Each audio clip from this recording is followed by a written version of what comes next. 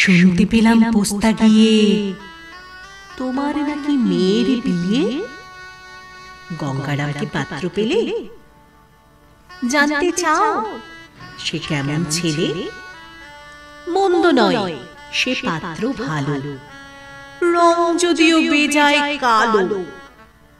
তার উপরে মুখের গঠন অনেকটা ঠিক পেঁচার মতন। বিদ্যে বুদ্ধি বলছি মশাই, ধন্যী ছেলের অধ্যাবসায়। 19টা বার ম্যাট্রিকে সে ঘায়েল হয়ে থামল শেষে।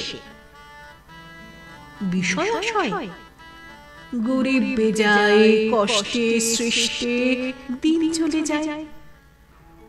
মানুষ তো নয় ভাইগুলো তার, একটা পাগল, একটা গোয়ার, আর একটি সে তৈরি ছেলে, জাল করে নোট গেছেন জেলে। কনিষ্ঠতে তবলা বাজায়, যাত্রা দলে 5 টাকা পায়। গঙ্গারাম তো কেবল ভোগে পিলের জ্বর আর পাণ্ডু রোগে।